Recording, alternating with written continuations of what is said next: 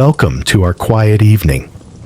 Tonight, we will leave the clamor of the present to step into the heart of ancient Rome, not to gaze upon its triumphal arches or hear the cheers in its arenas, but to gently touch a dark corner that few wish to speak of. Though Rome gave the world enduring roads, cool water flowing through sophisticated aqueducts, and laws that laid the foundation for centuries to come, it also left behind punishments so bizarre, so chilling, that it is hard to believe they ever existed. Before we begin, if you find this space relaxing, please press the like and subscribe buttons, but only if you truly wish to join this journey for the long term. I would also love to know where you are listening from and what time it is where you are. It's fascinating to imagine us connecting from across all time zones, yet sharing the same journey. Now, let the light dim a little, or let a fan spin gently. It's whisper in your ear. Breathe in deeply, breathe out slowly, and join me in the story of tonight. The Vestal Virgins, buried alive for a broken vow. There was a special group of women in ancient Rome whose fate was tied to the very peace of the city, the Vestal Virgins. Chosen from a very young age, before they even reached puberty, they were selected to serve the goddess Vesta, the deity of the eternal flame. For 30 years, they lived in her temple, tending to the fire, ensuring it never went out. But with this duty came a sacred vow. They were to remain chaste, never to be with a man. To the Romans, Vesta's flame was not just a religious ritual, it was the heart of the city. If the vow was broken, they believed it was a terrible omen, one that could bring disaster upon the entire populace. Thus, the consequence for a violator was not merely strict, but chillingly macabre. If a priestess was accused of losing her virginity, she would not be executed by sword or spear like other criminals. Instead, the punishment was to be lowered into a deep underground chamber with a little bread, water, and a flickering oil lamp. Then, the entrance was sealed, leaving her to be forever engulfed in darkness and silence.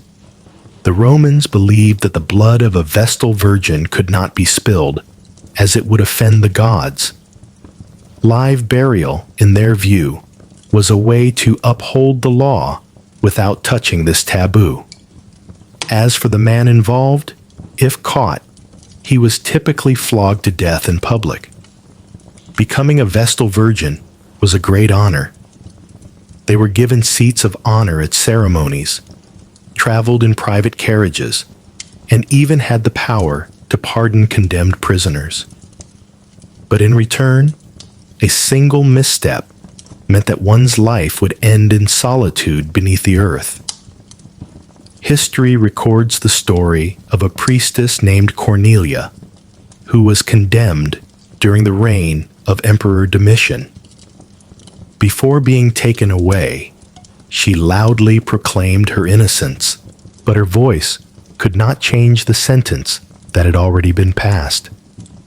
Tonight, as you close your eyes, imagine walking gently along the stone-paved roads of ancient Rome. The sound of your footsteps echoes off the stone walls, the flickering firelight reflecting on the vaulted ceilings. Somewhere in the temple of Vesta, the flame still burns, watched over by countless eyes, while an unknown number of fates lay silent in the dark to keep it from ever going out. Poena Culae. When sin was sealed in darkness and cold water. In Rome, law was the foundation of order. Everyone knew of the great legal codes like the Law of the 12 Tables, the first constitution of the Romans, which laid the groundwork for centuries of rule. And among its countless laws, there was one crime considered so sacredly forbidden that almost no one dared to touch it: parricidium, the murder of one's own father. The Romans believed the family was the smallest, yet most important unit of the state. Each family was like a small kingdom where the father, the paterfamilias, held supreme authority, deciding all matters. He was the protector, the leader, and the bridge to the ancestors. To kill one's father was to sever the cord connecting the past, present, and future. It was not just a betrayal of blood, but an offense to the gods who had granted humanity this order. And to punish it, they had a special penalty, applied to no other crime: poena culae, the punishment of the sack. Imagine a gloomy morning on the banks of the Tiber River. Heavy gray clouds hang in the sky. The water is still but murky, reflecting the pale light of dawn. A crowd has gathered, not noisy, but whispering, as if they all understand that what is about to happen is no ordinary execution. The criminal, a man, has his hands and feet tightly bound. They do not torture him before the crowd. No torment, no spilled blood. Everything unfolds under the cold control of the soldiers. This is part of the ritual, not to let anger overshadow the sacred order of the law. Beside him is a huge sack, made of thick, sturdy animal hide. But he is not the only thing that will be inside. 4 animals have been prepared: a dog, a monkey, a snake, and a rooster. To the Romans, they were not chosen at random. The dog symbolized loyalty, the very thing the criminal had betrayed. The monkey brought chaos, reflecting the disruption of the natural order. The snake embodied deceit and betrayal. And the rooster, with its crow heralding the dawn, symbolized the awakening of gods and men, that this sin had been brought to light. Some historians suggest this punishment was both symbolic and psychological.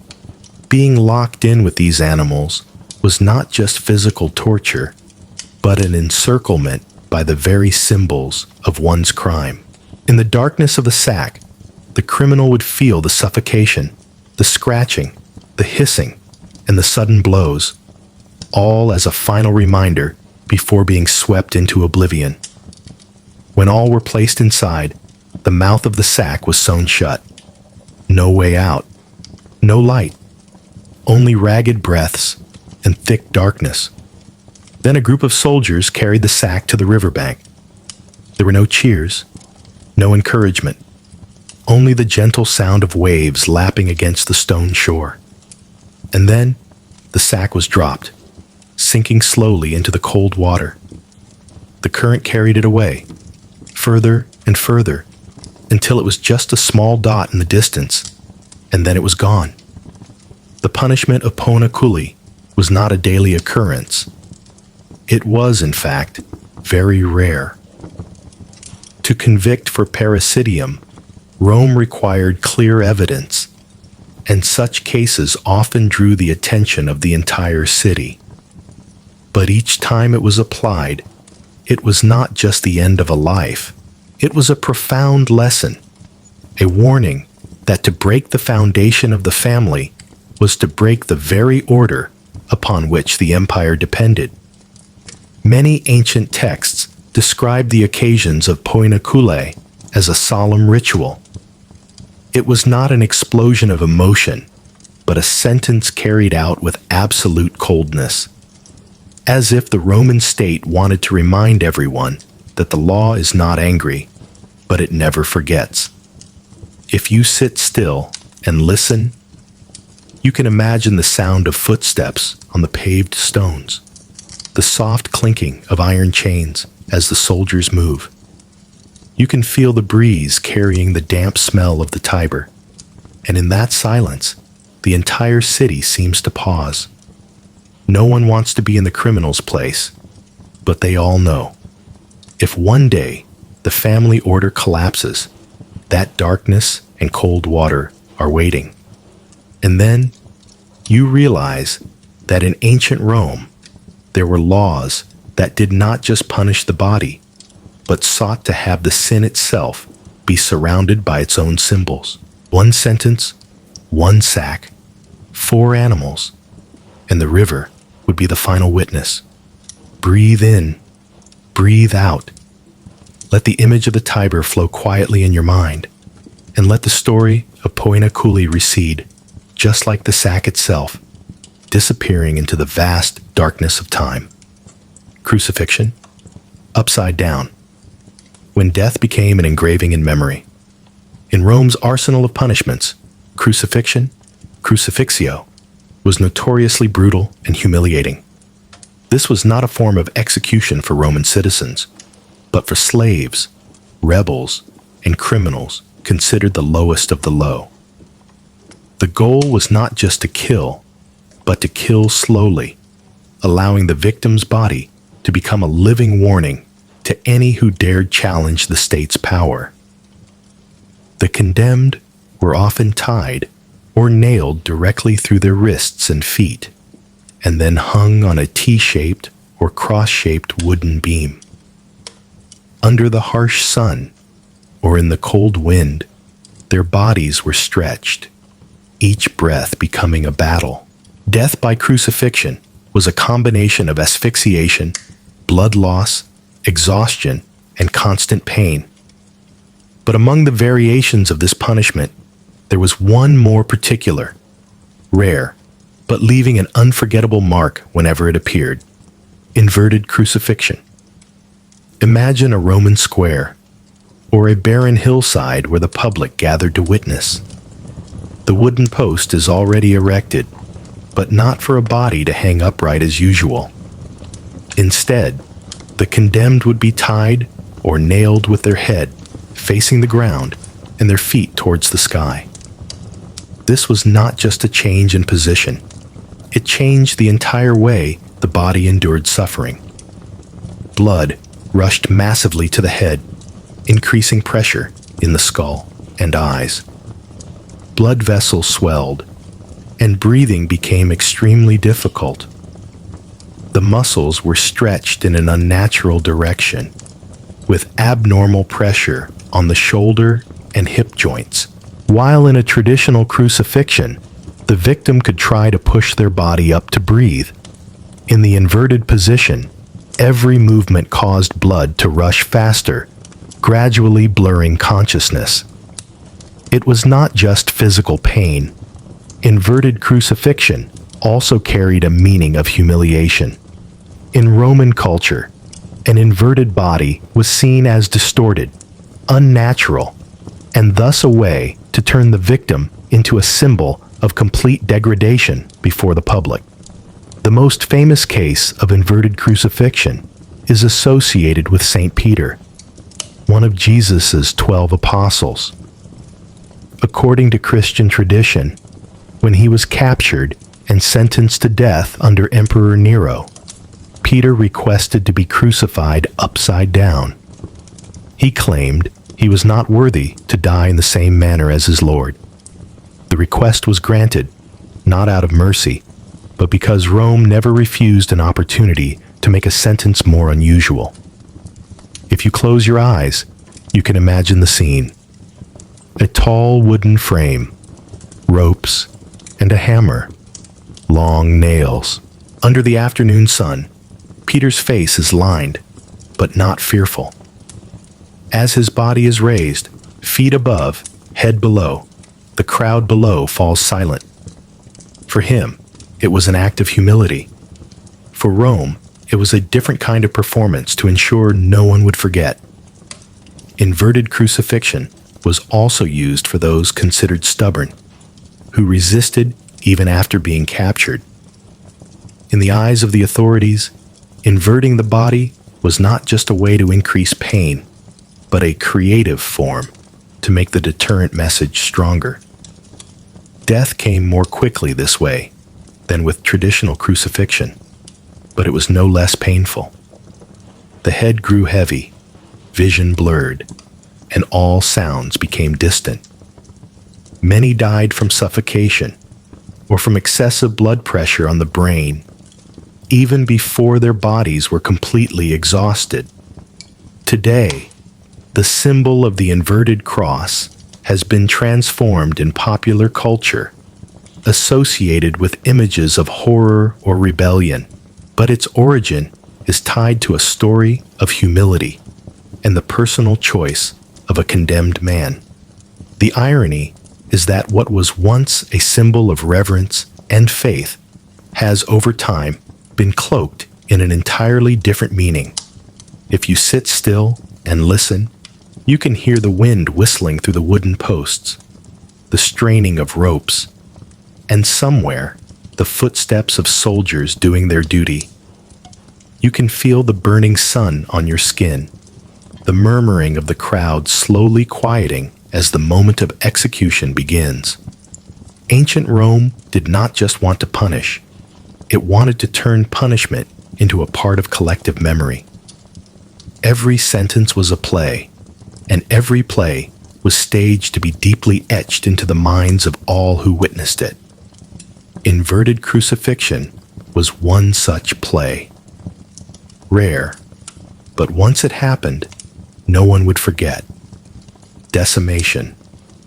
When military discipline was written in fear. In history, no army was more famous for its discipline than the Roman legions.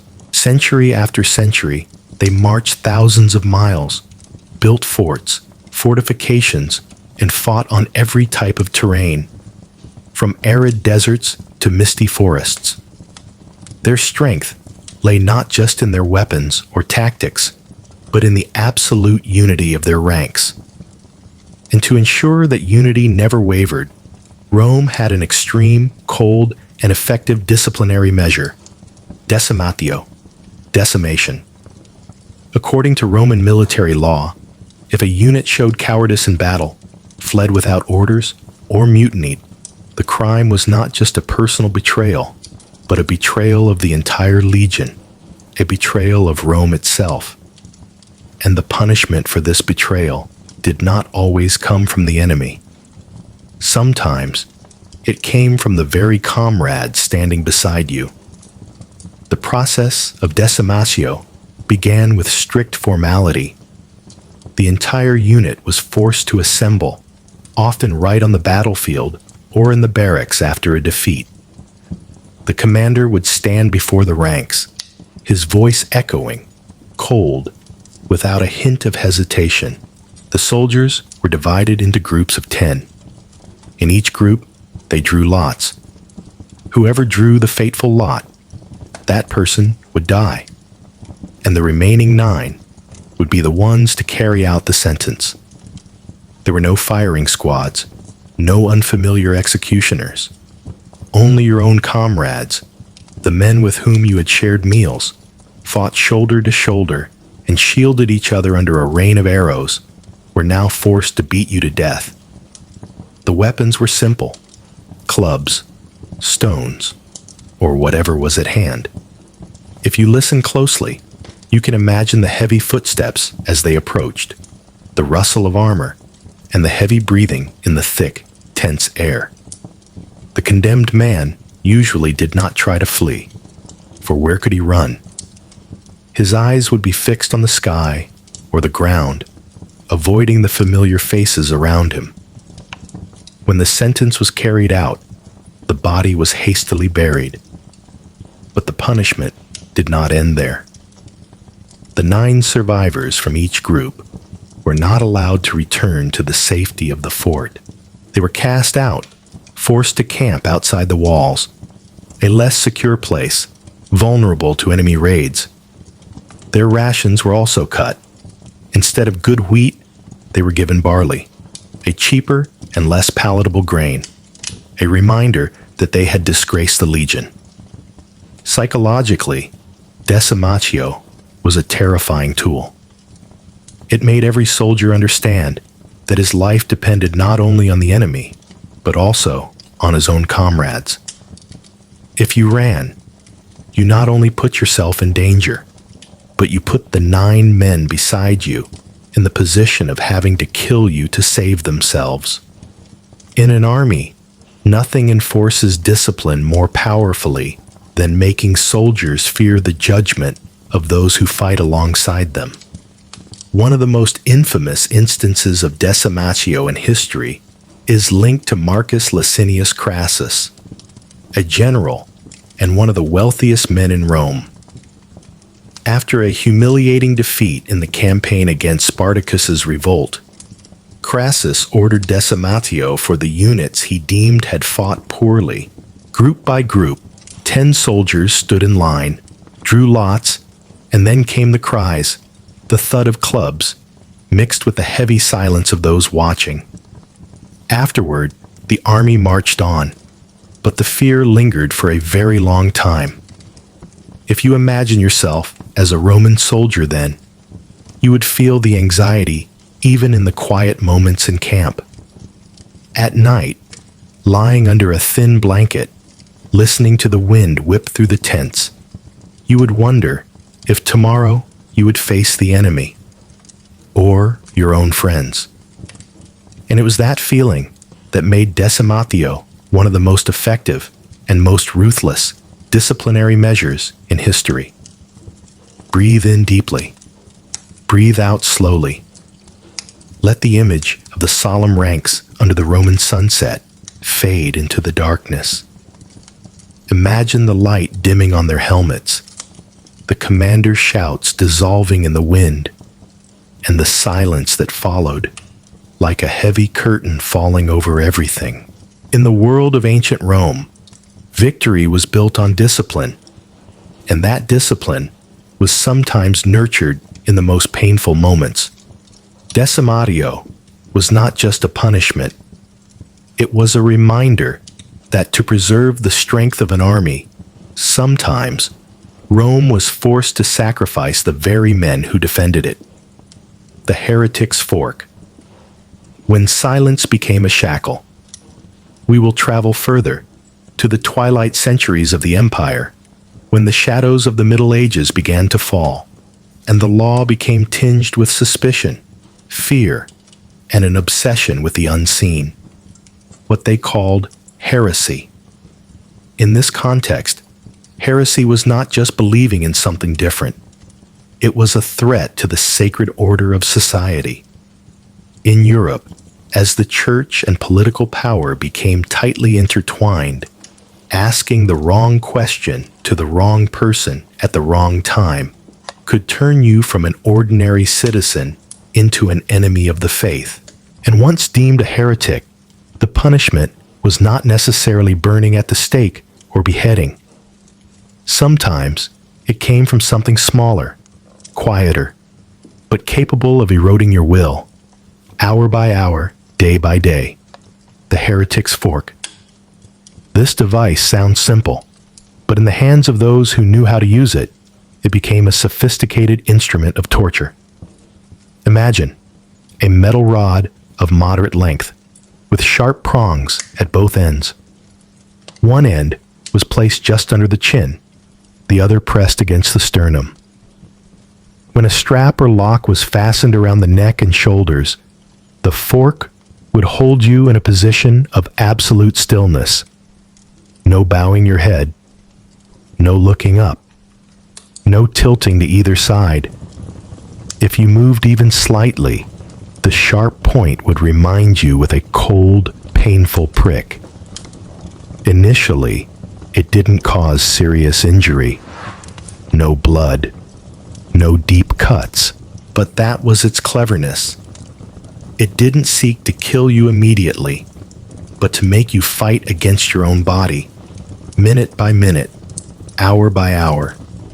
Documents show this punishment was often used to silence those suspected of speaking against the faith, blaspheming, or spreading ideas considered deviant. While wearing the fork, you couldn't speak normally, as simply opening your mouth or nodding would cause the iron prongs to pierce your skin. Even swallowing became difficult. Many were forced to stand in this position for hours, even days. Their legs grew numb, their shoulders and necks stiffened. their minds clouded from lack of sleep. In the darkness of a cold stone room, there was only the sound of ragged breathing and the soft clink of metal against the sternum with every unconscious movement. Sometimes, to increase the mental pressure, Latin phrases like, "I confess," or "I renounce my sin," were engraved on the metal rod. They were not just lifeless words. They were positioned so that with every movement, each character seemed to press deeper into the skin, leaving both a physical and mental imprint. And although the heretic's fork was not the most brutal punishment of its time, it possessed a terrifying power. It turned silence into a form of violence. You couldn't cry for help. You couldn't defend yourself. You were imprisoned within your own body, where every small movement could cause pain. Imagine yourself in that time. In the cold room of a stone fortress, the only light comes from a flickering candle. You are forced to stand in a corner, your back against the damp wall, the fork holding your head straight. Whenever you unconsciously want to slump from exhaustion, the prong under your chin jolts you awake with a sharp pain. You hear the footsteps of the guards in the hallway, the slam of an iron door, and then only the sound of your own heart beating in your chest. Day after day, you begin to forget what it feels like to turn your head. Even without the fork, you would keep your neck rigid, as if your body had learned to limit itself.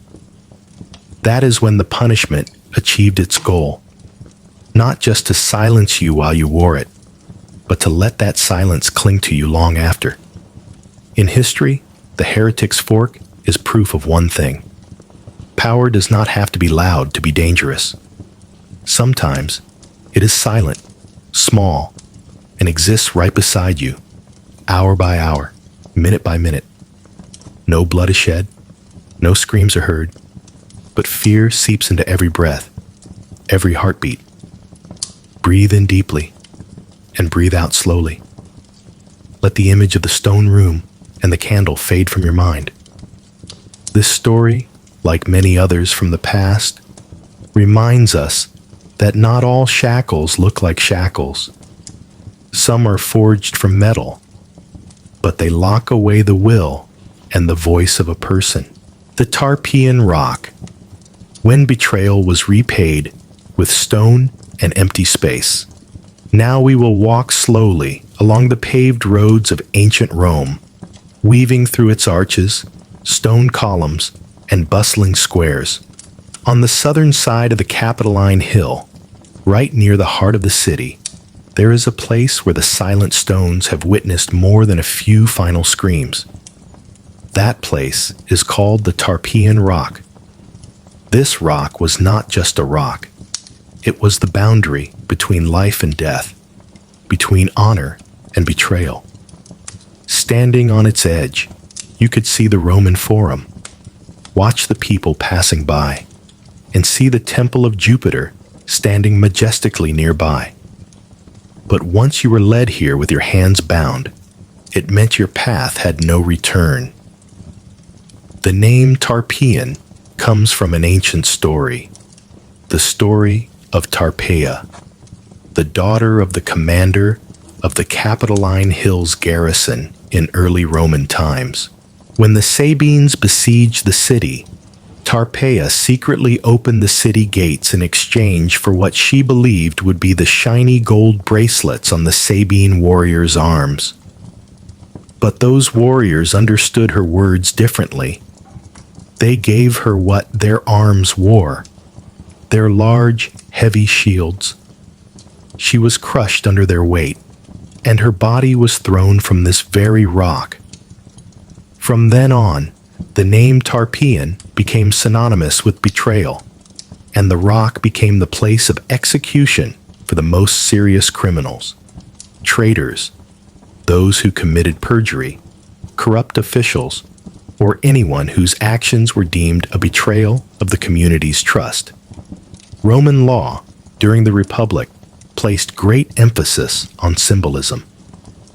For them, death at the Tarpeian Rock was not just about eliminating a person, but about physically removing them from the city.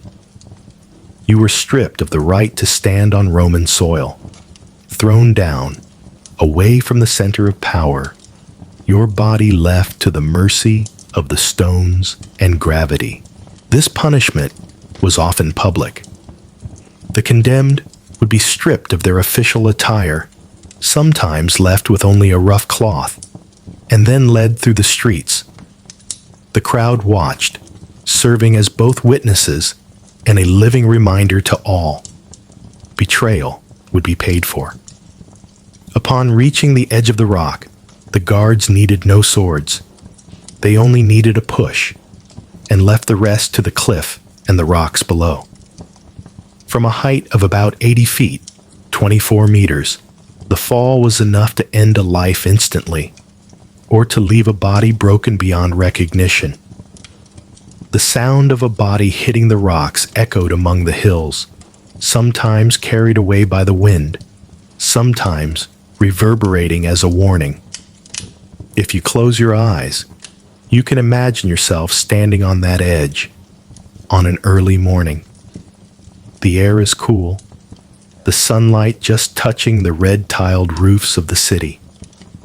In the distance, you hear the calls of vendors from the market, the steady clatter of horse hooves on the stone pavement. And here, on this rock, there's a tense silence, broken only by the clinking of chains and slow, deliberate footsteps. As the condemned person steps to the edge, behind them is the entire city, where they once lived, loved, and laughed. Before them is only empty space. In their final moments, they could see the temple of Jupiter as a reminder that the gods had witnessed every oath and every betrayal. The symbolism of the Tarpeian Rock was powerful because it was tied to geography and collective memory. Unlike execution by sword or hanging, which could happen anywhere, the rock was a fixed location. Anyone living in Rome knew where it was, and every time they passed by, they remembered the stories that had unfolded there. It was part of the landscape, and therefore part of the community's psyche. The Roman proverb, "The Tarpeian Rock is close to the capital, prope est a Iovi Tarpeum," became a way to say that glory and downfall are but a step apart. For the temple of Jupiter, the symbol of power and honor was only a few hundred steps from the place of execution.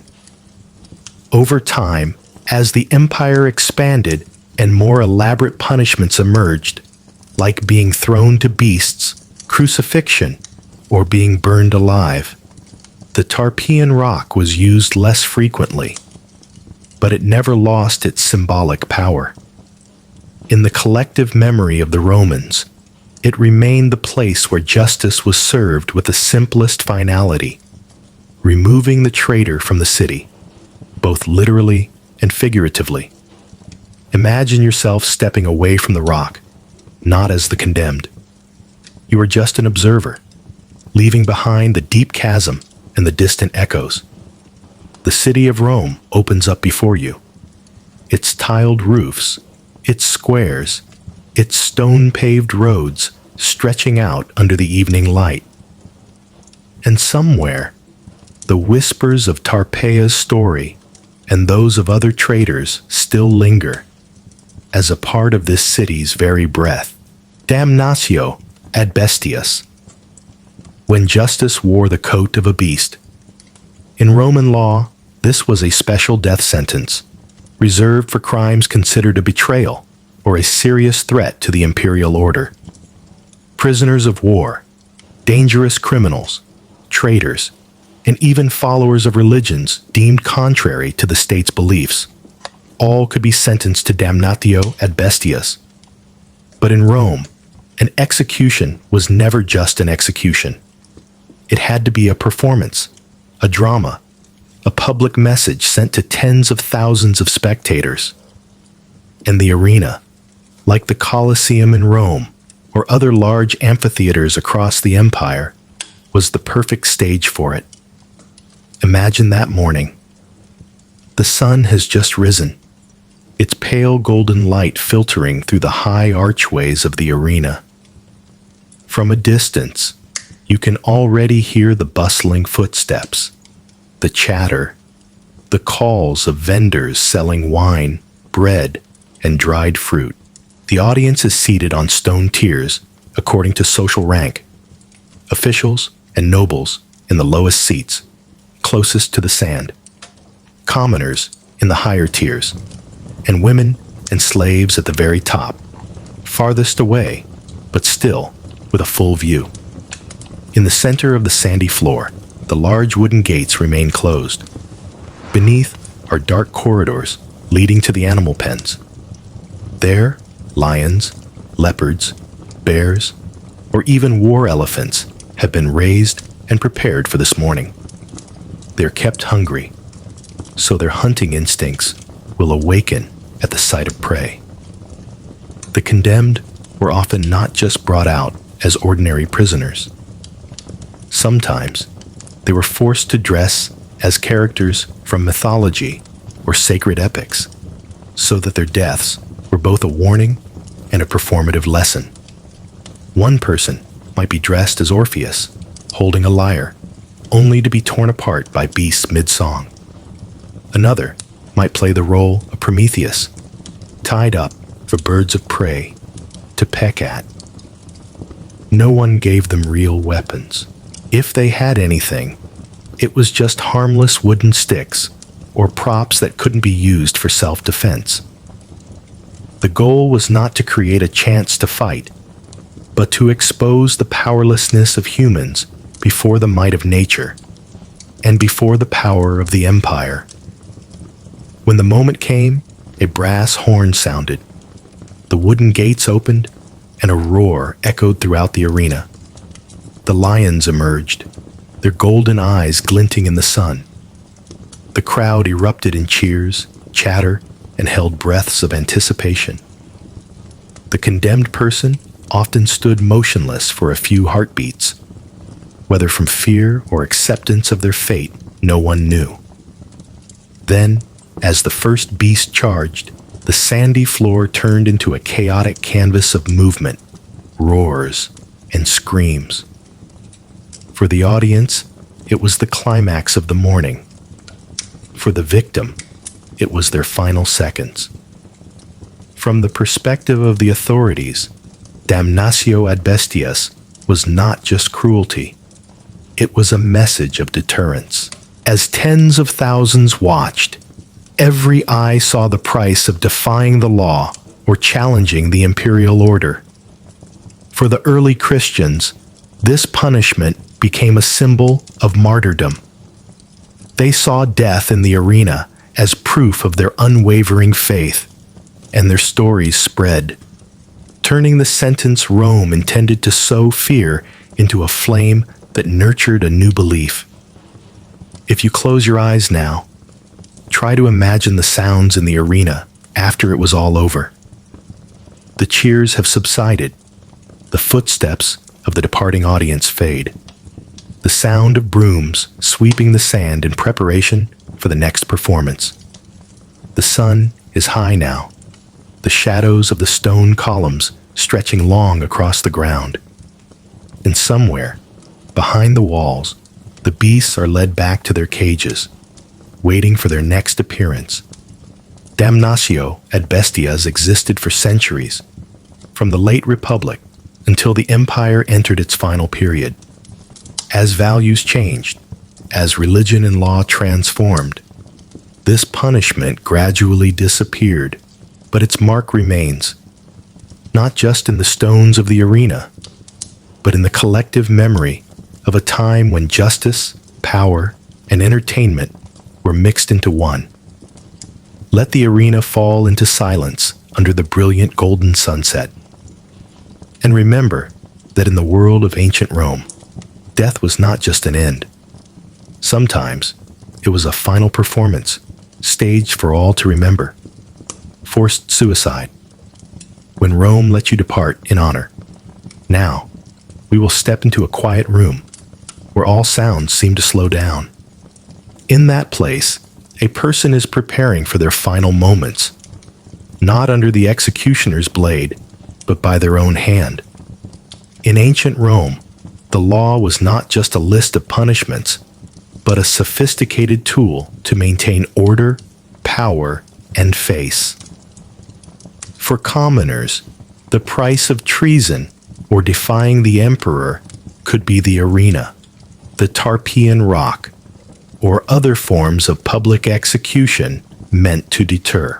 But for those of the upper class, senators, generals, nobles, the law sometimes chose a different path: forced suicide. This was not an act of mercy, but a special kind of death sentence. The emperor or the senate, when wanting to eliminate an influential figure while still preserving their dignity, would not order an immediate execution. Instead, a message would be sent, brief, but with a meaning everyone understood. A messenger, sometimes an old acquaintance, would arrive at their home. In his hand was a scroll, sealed with the emperor's mark. His voice would be soft but clear. "You have brought dishonor upon the state. Please choose the honorable path." This was the formal way of saying, end your own life before we are forced to do it for you. Why this way? For Rome, the death of a high-status person was a political event. Publicly executing a senator could cause division, creating a martyr in the eyes of some.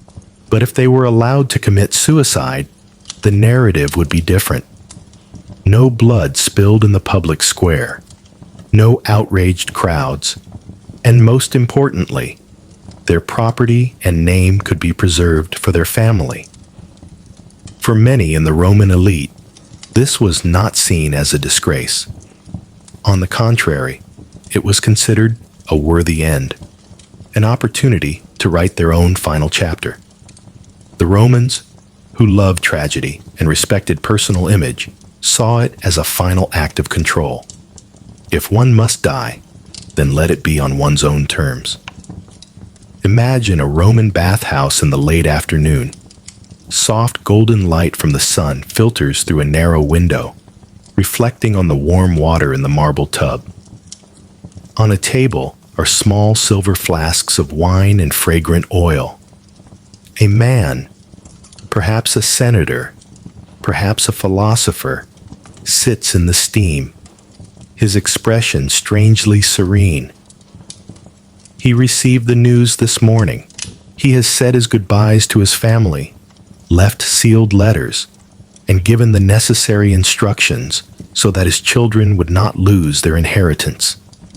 Now, he is left with a single moment: to take the small knife, its steel blade gleaming in the steam, and gently slit his wrist. A servant stands a few steps away, not intervening, for this is the honorable choice. Blood flows out, mixing with the warm water, so gently it is almost a ritual. In silence, he closes his eyes, perhaps thinking of his youth, or of his speeches in the Senate. The most famous story of forced suicide is that of Seneca the Younger, the Stoic philosopher and advisor to Emperor Nero. When accused of being part of a conspiracy to assassinate the emperor, Seneca received the order to end his own life. He obeyed with composure. In front of his friends, he cut the veins in his wrists and ankles, but the blood flowed too slowly. He drank poison, but his body resisted. Finally, he was placed in a steam bath, so the heat would help the blood flow faster. It was a prolonged death, but one that maintained the calm demeanor he had chosen. In Roman culture, this image held many layers of meaning. It was both a punishment and a final invitation for the condemned to show their dignity. It protected the state from political chaos while sending a clear message.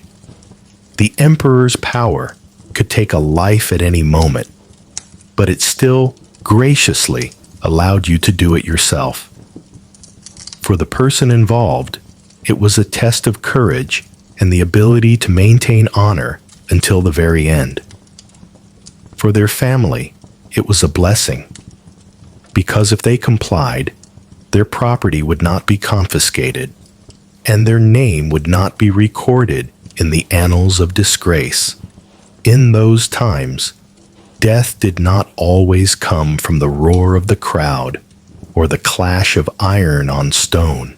Sometimes, it came in silence, with the scent of fragrant oil, the gentle sound of water, and a choice that was called honor. The wooden donkey, when sitting became a crime.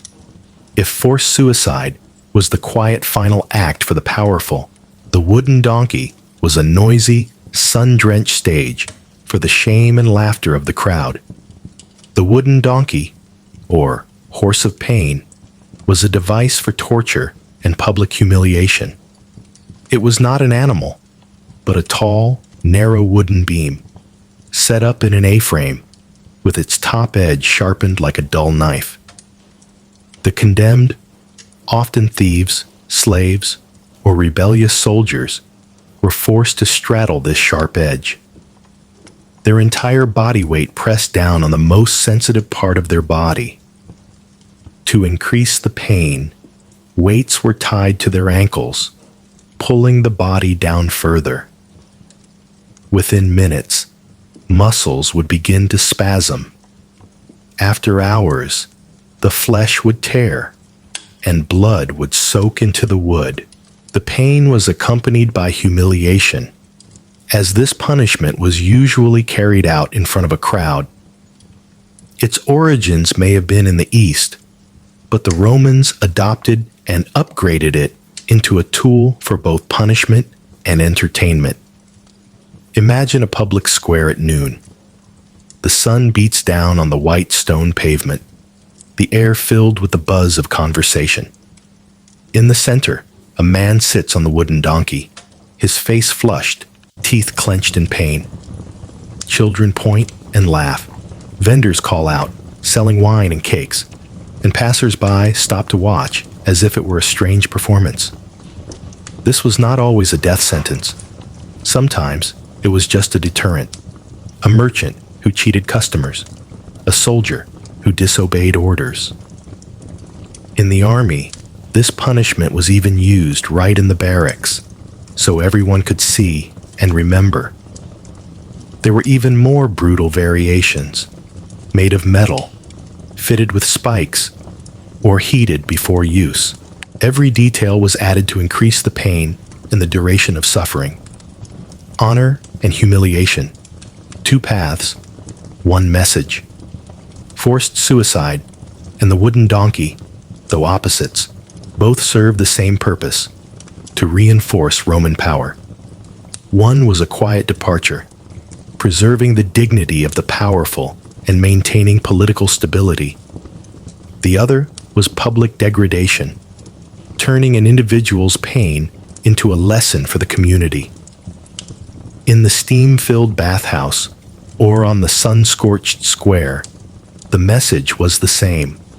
Rome had the power to decide how you would end, with a cup of wine and a knife in your hand, or on the sharp edge of a wooden block amidst the laughter of the crowd. Let the sunset light in the bathhouse and the harsh glare of the public square fade from your imagination. In that ancient world, justice was not just a verdict, it was a performance. And each performance, whether gentle or cruel, was etched into the memory of the survivors, branding the face. When the face became a permanent sentence. Now, let me take you back to an ancient time. A time when the power of the Roman Empire was not only carved in stone, but also seared into the very flesh of its people. In ancient Rome, honor, dignitas, was not something you gave yourself. It was something that society, the law, and the community gave to you, or took away. With no identity cards, no photographs, no electronic data, once someone committed a crime, the best way to ensure everyone remembered was to leave a mark on their very body. And so, the punishment of branding the face was born. A simple, effective, and cruel measure to engrave your crime where it could not be hidden, your face. Imagine an early morning in the central square, Forum. The sun is not yet harsh, but bright enough to make the paving stones gleam like mirrors. The sounds of footsteps, conversations, and wooden carts rolling by. Then everything slows as a space is cleared in the crowd.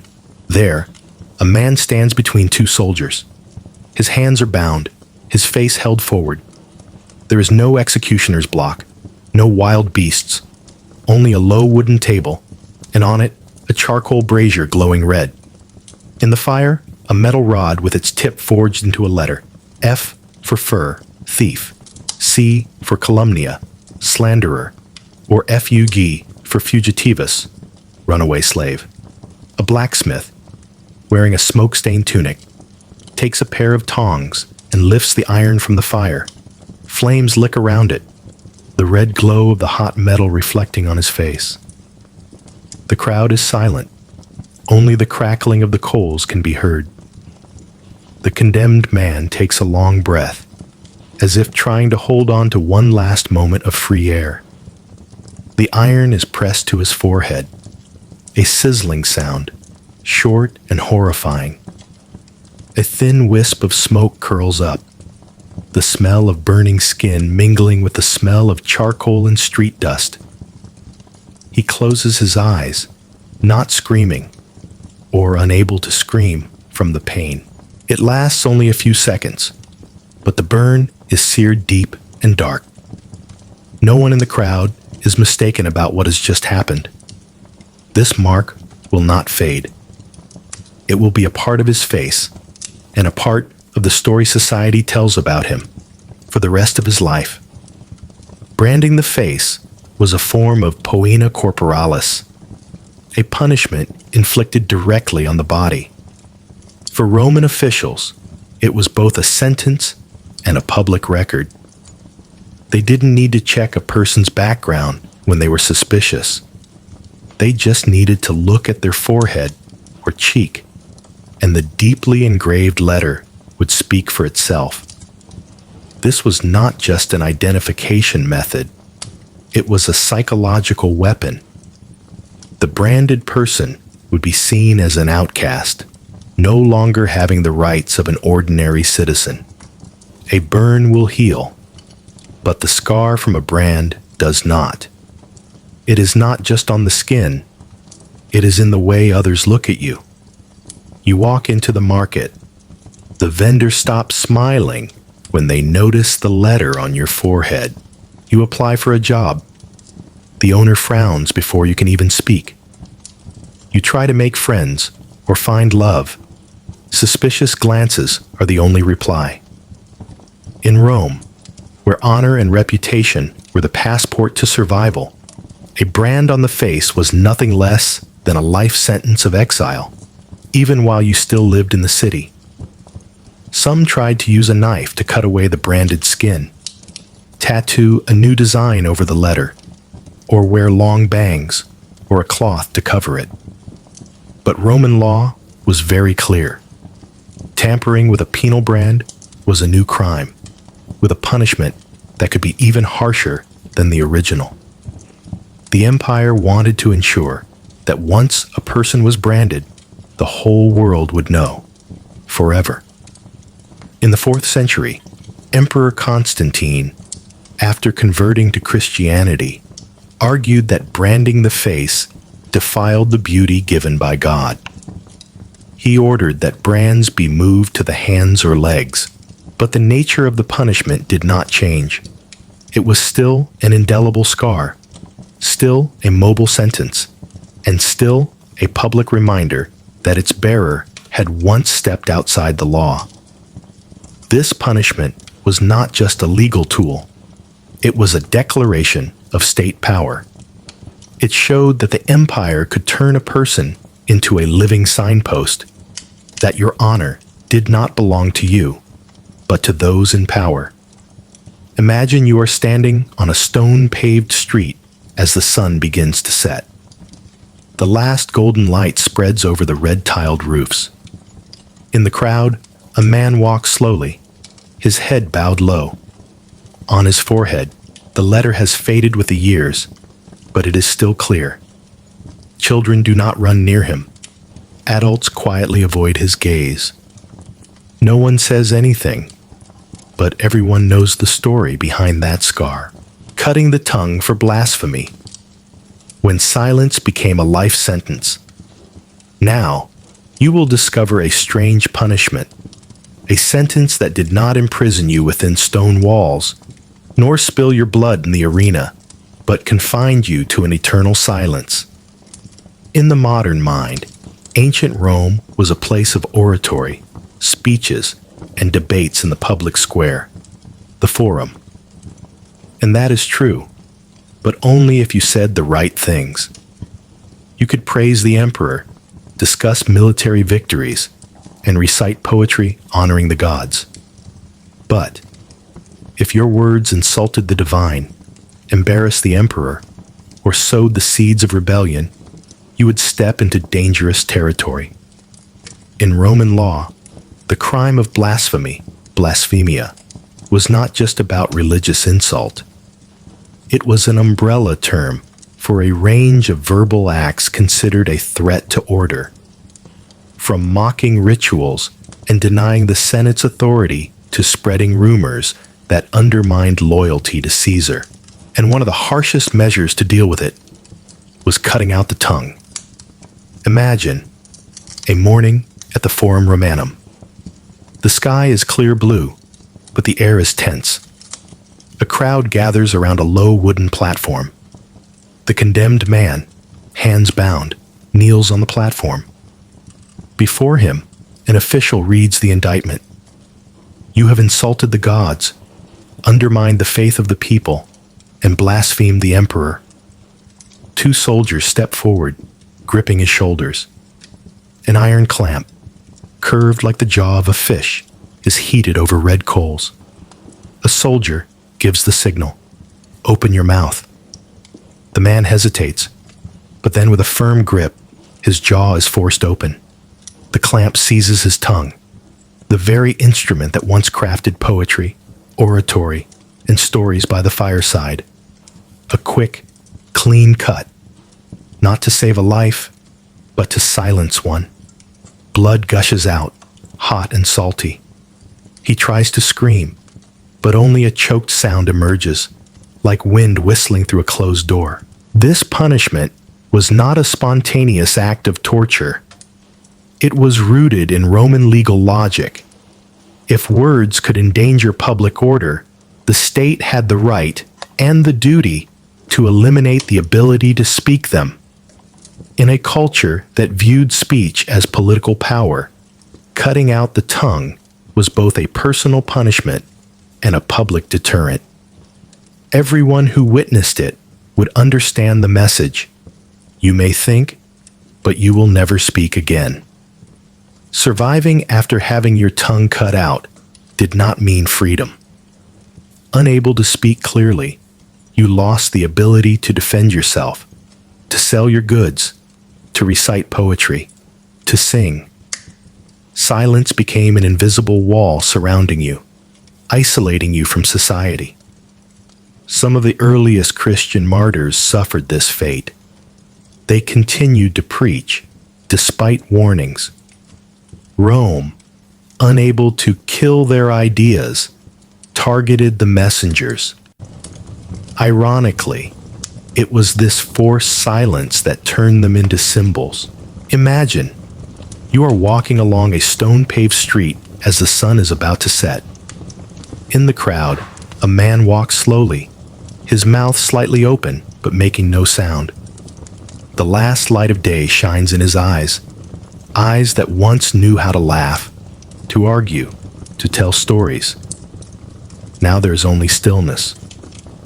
The wind blows through the stone columns, carrying the distant echo of words once spoken here, and of those that were silenced forever. Breaking on the wheel. When Roman justice was carved in bone, and one of the punishments that was both a sentence and a performance was breaking on the wheel. In Roman law, there were crimes considered heinous, crimina extraordinaria.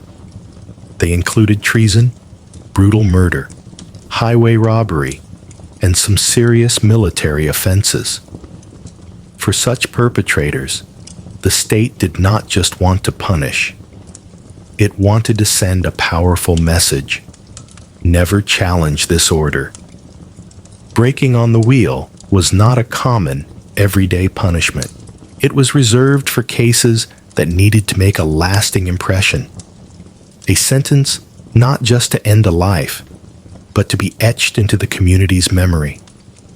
Imagine a morning in a Roman city square. The sun is high, its golden light spreading over the paving stones, worn smooth by generations of footsteps. In the center of the square, a huge wooden wheel is set upright. It is not a chariot wheel, nor a cart wheel, but a circular frame, as tall as a man, with sturdy wooden spokes radiating from the central hub. Beside it, a long iron bar, heavy and cold, is laid neatly on a platform, awaiting the executioner's hand. The condemned is brought out, his limbs bound with thick, rough rope. He is laid on his back on the wheel, his arms and legs stretched out in 4 directions, like a human star. The ropes are tightened, securing him to the wood. The executioner steps forward, lifting the heavy iron bar high, but instead of aiming for the head or heart, where death would come quickly, he starts with the outermost limbs. A blow to the arm, another to the shin. The goal is not to kill, but to break all the major bones, completely paralyzing the body, while keeping the heart still beating. When the bones are broken, the body becomes limp, losing its natural form. Now, the soldiers begin the final stage, weaving the body through the spokes of the wheel. An arm is bent, threaded through a wooden gap. A leg is twisted backward, placed in another space. Everything is fixed, as if turning the body into a part of the wheel's structure. Sometimes, the wheel was hoisted onto a tall wooden pole for everyone to see from a distance. The wind would blow, causing it to turn slowly, like a windmill of horror. In the eyes of Rome, this was a punishment of display. It not only punished the individual criminal, but turned their body into a living sign. Anyone who goes against this order will end up like this. Few survive this process, but if, after a day, a person was still breathing, sometimes, only sometimes, they would be granted a final blow to the heart or neck to end it. It was a late mercy, but in Roman law, it was still considered a humane gesture. It is noteworthy that this punishment did not disappear with the fall of Rome. In medieval Europe, the breaking wheel was even embellished. Iron spikes were added. The wheel was heated before placing the victim on it, or it was combined with burning alive.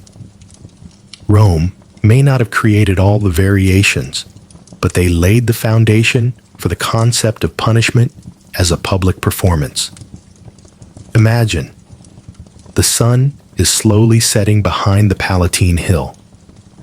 Darkness creeps into the square, but the shadow of the upright wheel is still there, long, distorted, like an hourglass that has stopped flowing. The noise of the morning has faded, leaving only the sound of the wind and the creak of rope against wood. Tomorrow, when the light returns, everyone will see the wheel is still there, and the message remains intact. Execution by hot ash. Death in the smoldering of dust. In the legal system of ancient Rome, death sentences were not always carried out in the same way. There were crimes, such as treason, murder, or insulting the emperor, serious enough to warrant public, loud, fiery punishments. But there were also cases, especially during the reign of Emperor Nero, that were reserved for deaths of a different kind. These were sentences intended not only to end a life, but also to erase the person's image, voice, and existence from public memory. For Nero, justice was not just a tool of governance, but a performance art, where every detail carried a political message. And in his arsenal, there was a particularly rare punishment: execution by hot ash. Imagine a summer morning in Rome. The sky is blue, but not brilliant, rather pale, as if the sunlight has been filtered through a thin layer of dust. In a corner of the city's outskirts, far from the bustling squares, a pit has been dug deep into the earth.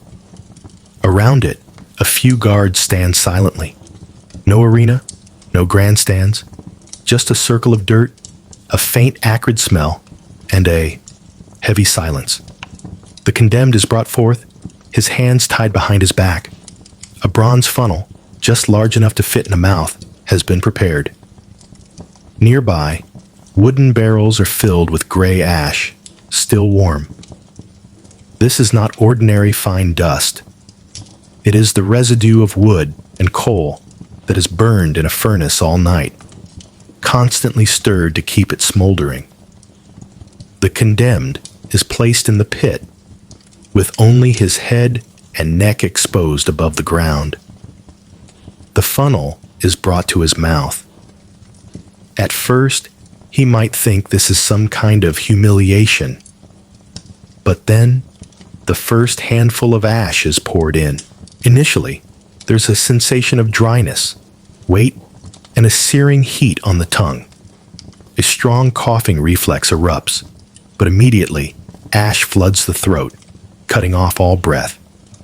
There is no slash of steel, no spray of blood, only a gasp for air, a choked cough, and the silence of falling ash.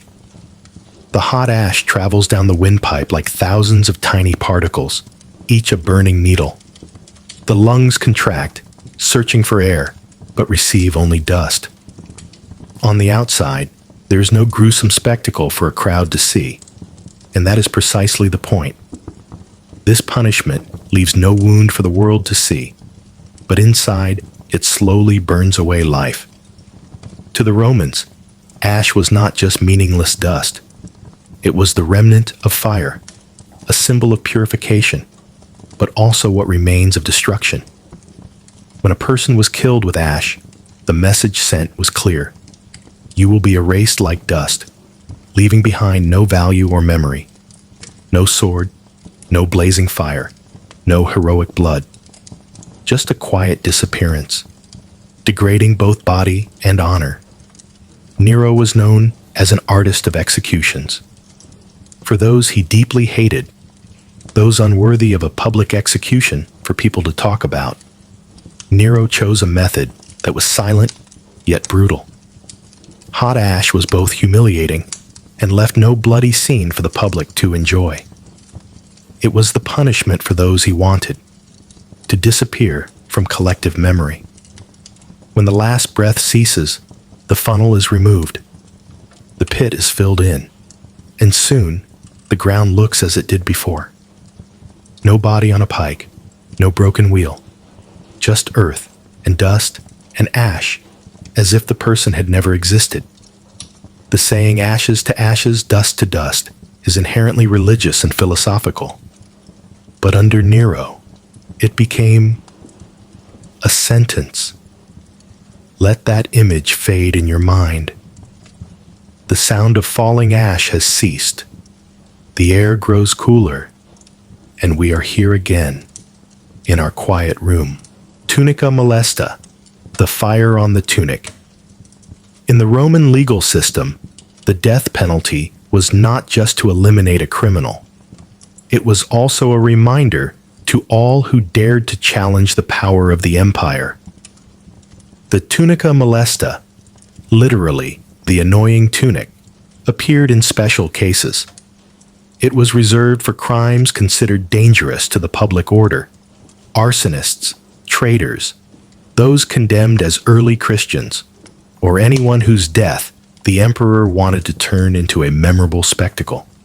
Imagine, before you is a tunic that reaches the knees, made of coarse cloth. At first glance, it looks like any tunic a Roman might wear daily. But when you touch it, you realize it is heavy and wet. Not wet with water, but soaked in pitch, tar, and oil.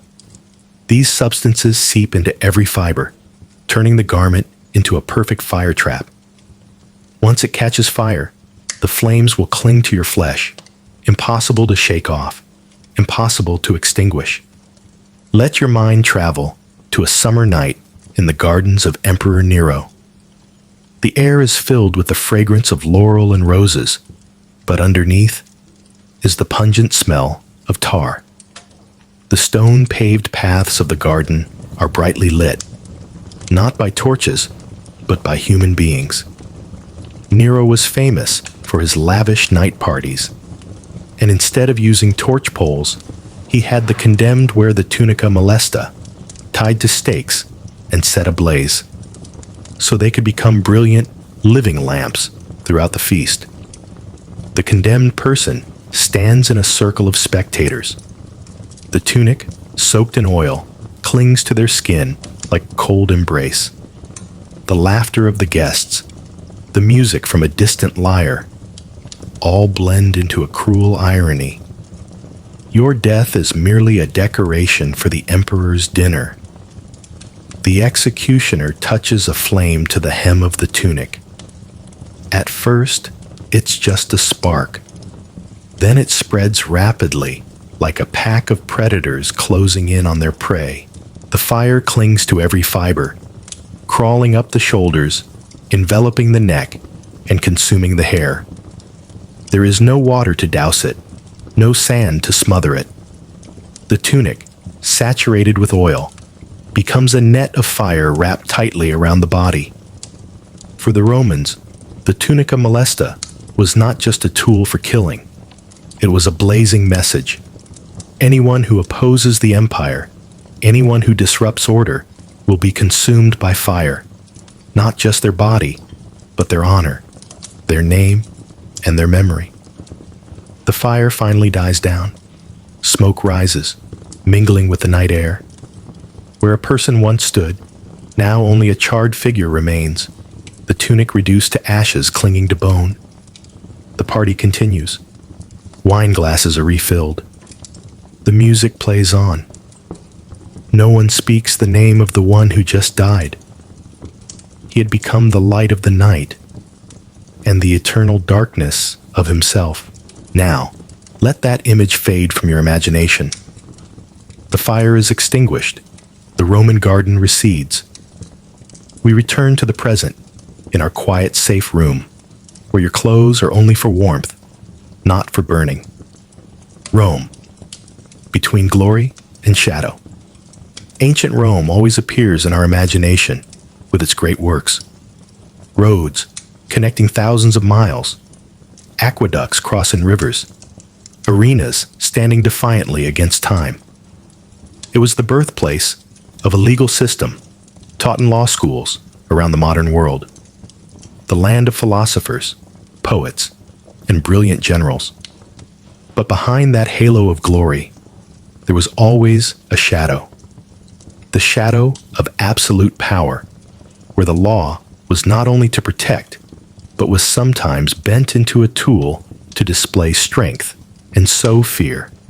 Punishments, like the tunica molesta or Damnatio Memoriae, are not just stories of cruelty, but also proof that in a system law can be wielded as an art, the art of controlling the human mind. As we listen to these stories, from the safe distance of 2,000 years and half a world away, it is easy to breathe a sigh of relief. Thankfully, we do not live in those times. But the real question is, has that darkness disappeared, or has it merely changed its form? Today, we still see other forms of being burned alive, not with fire, but with waves of public opinion, not by erasing a name from stone, but by erasing a name from news feeds, from digital memory. And just as in Rome, the thing that people fear most is sometimes not losing their life, but losing the right to exist in the memory of others.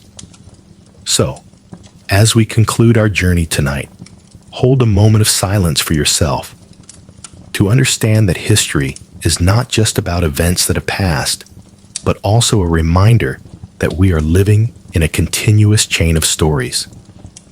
In it, memory is a fragile yet resilient thread that binds us together, between the individual and the community, between the present and the past.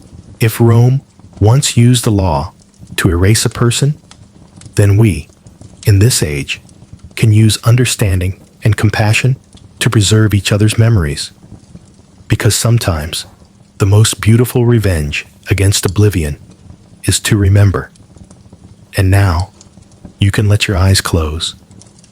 The fires of the past have receded. All that remains is your slow breath, your steady heartbeat, and a world that is peacefully asleep. The origin of music. Before there were instruments, there was rhythm. The beat of feet on the earth, the clap of two hands, the pulse of a heart in a quiet chest. Music did not begin with wood, string, or bone. It began with the body. It began with breath. Tens of thousands of years ago, long before writing, agriculture, or architecture, early humans found something extraordinary in sound. They discovered that certain movements, a stomp, a shout, a whistle, could stir emotion, command attention, or even soothe fear. Music, it seemed, was not a cultural invention. It was a biological instinct. Imagine a small band of hunter-gatherers gathered in the flickering light of a fire. One begins to hum, a low, rising tone. Another claps in time. A third starts to mimic the call of a bird. There are no words, only sound. And in that moment, they are no longer just surviving individuals. They are connected. Many anthropologists believe that early music may have emerged from mimicry, copying animal calls for hunting or imitating natural sounds for communication. But at some point, these sounds crossed the line from utility to expression. A rhythm became more than a signal. It became a language of feeling. A hum became a lullaby. A shout became a song. There is a theory that music predates language, that before we spoke, we sang. Infants, even today, respond instinctively to tone and melody more than to words. We did not just invent music. We remembered it. And perhaps most beautifully, these first sounds were not exclusive to the elite or the gifted. They were universal, a shared experience of early humans across continents. Before the first flute was carved from bone, before strings were stretched and drums were skinned, humans knew that sound could move the soul. And that was only the beginning. That beginning soon found a new form, not just from breath and beat, but from objects crafted by human hands. In the cold of Ice Age Europe, where mammoths roamed and glaciers carved the land, a quiet revolution took place. Somewhere in a cave, an early human picked up a hollow bird bone, carved a few holes into it, and blew. A sound emerged, clear, haunting, intentional. This was the birth of the musical instrument. Archaeologists have discovered bone flutes dating back more than 40,000 years, made from vulture wing bones or mammoth ivory. Their creators took the time to carve finger holes at precise intervals, allowing for a range of notes. That precision tells us something profound. This was structured, repeatable music, made for expression. It is easy to think of prehistoric people as crude, focused only on survival. But the flute suggests the opposite. It speaks of creativity, of a mind that looked at a bone and saw not food, but possibility. These instruments also imply community. Around a fire, a flute could have joined voices, clapping, or the drumming on logs and stones, creating the first concerts in human history. These Ice Age flutes predate the invention of agriculture, the wheel, and even writing. In the hierarchy of innovation, music came early, not as a luxury, but as a necessity. From bone and breath, humanity created melody. But if the flute was the first melodic voice, the drum was the primal heartbeat of the community. Long before cities, there were circles of people gathered under the stars, clapping, stomping, and beating rhythms onto the earth.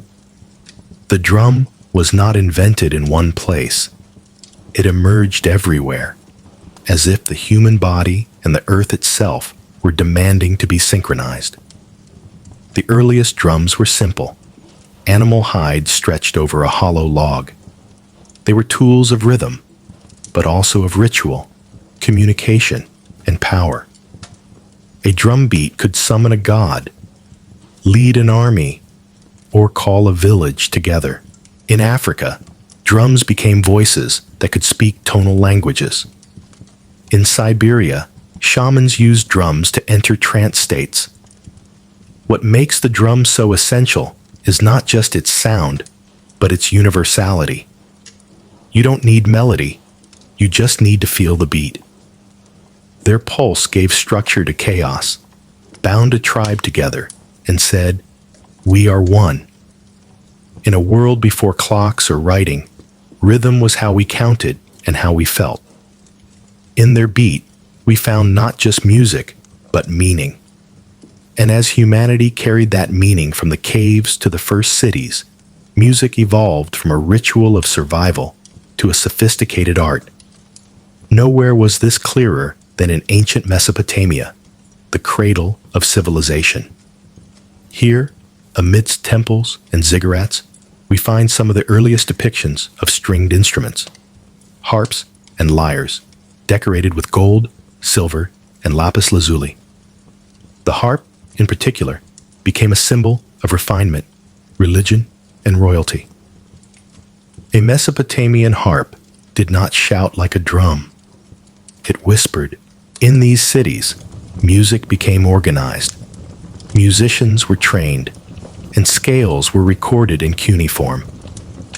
The presence of harps in burial sites tells us that music was believed to follow the soul beyond death. It was not just entertainment, it was spiritual architecture. With a taut string and a wooden frame, the Mesopotamians gave a voice to silence. And from that silence, the first melodies of civilization were born. In another land, shaped by a great river, ancient Egypt, music was not just an art, it was a sacred language. The Egyptians believed music was a gift from the gods. Workers sang to keep rhythm as they built pyramids. Priests performed hymns and rituals, and songs guided the soul through the underworld. The most iconic instruments were the harp, lute, lyre, flute, and the sistrum, a metallic rattle believed to ward off evil spirits. Music in Egypt blended ritual precision with daily life, bridging worlds and honoring the cosmic order. For the ancient Egyptians, music was eternal. To make music was to echo the divine. But for the ancient Greeks, Music was not just an art to be practiced. It was a science of the soul and the cosmos to be understood. Pythagoras, through experiments with strings, discovered that simple mathematical ratios create harmonious sounds. This gave birth to the idea of the harmony of the spheres, the belief that the universe itself operates on mathematical proportions and that music is an echo of that cosmic order. Instruments like the lyre and aulos were deeply connected to ethics and character. The philosopher Plato believed that different musical modes could influence the soul, some inspiring courage, others promoting chaos. For the Greeks, music was medicine, it was morality, it was mathematical perfection, a bridge between reason and emotion, a place where the soul could both calculate and soar. If Greece gave music its philosophy, Rome gave it its volume. In the Roman world, music was about function, spectacle, and power. It accompanied festivals, gladiator games, and most famously, the battlefield. Giant brass instruments like the cornu and the tuba were not for melody. They were for commands, orchestrating army movements on noisy battlefields. Roman music was not all military. It flowed through daily life like wine, structured, performative, and essential. Where Greece emphasized individual expression, Rome emphasized public spectacle and control. And as Rome annexed new lands, it also absorbed their sounds, creating a vast mosaic. In the end, Rome did not refine music. They amplified it, until even the most distant provinces heard the imperial beat. At the same time, while the West marched to the rhythm of power, the East was exploring something else, the soul of sound. In ancient India, music was a path to the divine, originating in the sacred Vedic hymns. Complex melodic and rhythmic frameworks, known as raga and tala, were believed to evoke specific emotions and spiritual states.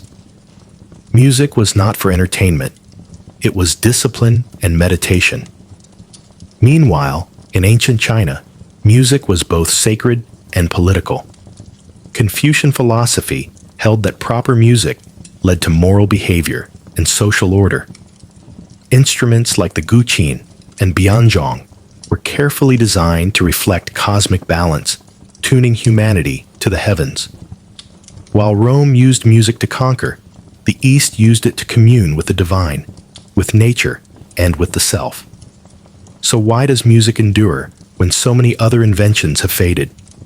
Because music speaks directly to our emotional core. It comforts, warns, excites, unites, and mourns. It is what a lullaby gives a crying child, what a funeral dirge says when words are not enough. Music is intuitive. A melody from the Andes can move someone in Africa. It is not the notes we recognize. It is the feeling they carry. And music is resilient. It adapts, it absorbs, it survives. Throughout history, we have used music to define identity, but we have also used it to transcend identity, to connect. Modern science now confirms what ancient wisdom intuited. Music alters brainwaves, reduces stress, and triggers memory. In a world divided by language, belief, and geography, music remains a rare constant, a human signature with roots in our distant ancestors. No matter how far we advance, music reminds us of where we came from. It reminds us that we are not machines. We are feeling, dreaming creatures. And as long as we live, we will continue to make music. Because long before we had stories to tell, we had sound. And sound made us human.